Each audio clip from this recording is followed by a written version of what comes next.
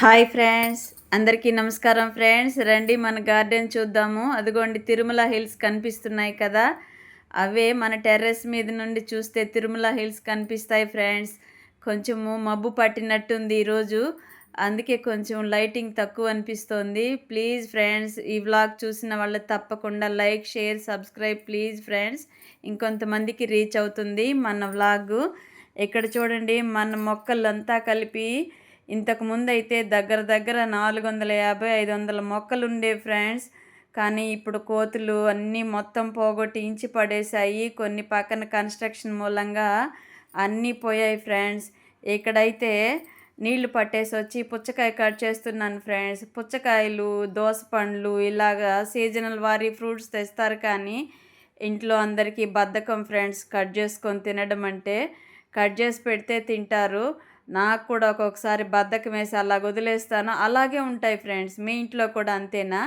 ఓపిక చేసుకొని ఇంట్లో వాళ్ళు కట్ చేసి పెడితే తింటారే, కానీ మగవాళ్ళు కట్ చేసి పెట్టి వాళ్ళకు కొంచెం హెల్ప్ చేద్దామని అనుకోరు కదా ఫ్రెండ్స్.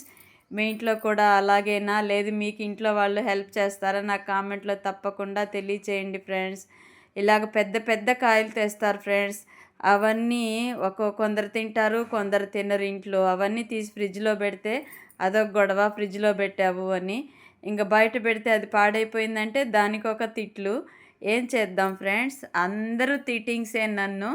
మీరు ఎలా చేస్తున్నారు ఇంట్లో? ఇలాగే ఇదిగోండి కట్ చేసి ప్లేట్లో సర్ది పెడితే తినడానికి కష్టంగా ఉంటుంది ఫ్రెండ్స్. ఈరోజు మార్నింగ్ అయితే నేను ఉగ్గాని చేస్తున్నాను ఫ్రెండ్స్.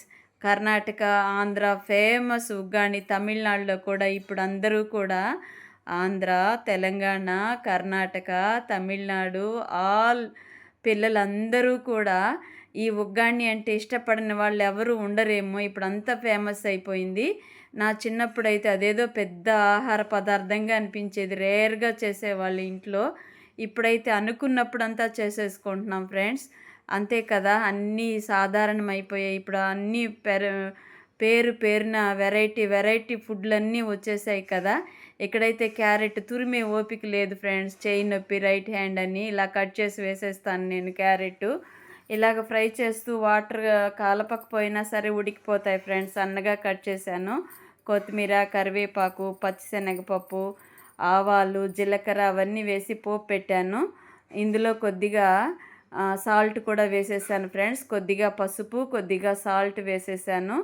ఈ సాల్ట్ పడింది అంటే త్వరగా ఉడికిపోతాయి కదా ఫ్రెండ్స్. ఇందులో వేరుశనక్కాయ గుళ్ళు కూడా వేసాను కొన్ని.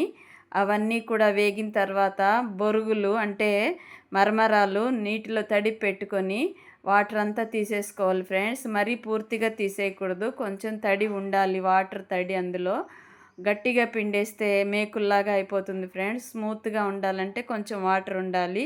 ఇది ఎందుకు చెప్తున్నానంటే తెలిసిన వాళ్ళ కోసం కాదు, తెలియని వాళ్ళు బిగినర్స్ ఉంటారు కదా ఫ్రెండ్స్. అమ్మ ఛానల్ చూసేవాళ్ళు అంటే మేఘ సందేశం ఛానల్ చూసేవాళ్ళు కొందరు బిగినర్స్ ఉంటారు కదా, వాళ్ళు లైవ్లో అడుగుతూ ఉంటారు, అమ్మ నీట్గా పెట్టచ్చు కదా, మేము ట్రై చేస్తాము, క్లియర్గా పెట్టచ్చు కదా అని. అందుకని ఇలాగ చెప్తున్నాను ఫ్రెండ్స్. తెలిసిన వాళ్ళైతే ఓకే, సారీ తెలియని వాళ్ళ కోసం చెప్తున్నాను. ఇందులో కొద్దిగా పల్లీల పొడి చల్లుతున్నాను. పల్లీలు, పుట్నాలు రెండు కలిపి మిక్స్ చేసి పెట్టాను ఫ్రెండ్స్, అది చల్లుతున్నాను. సూపర్ యమ్మీ యమ్మీ ఫ్రెండ్స్. దీనికి కాంబినేషన్ గారెలు చేశాను. నచ్చినట్లయితే ఒక లైక్ అండ్ షేర్, సబ్స్క్రైబ్.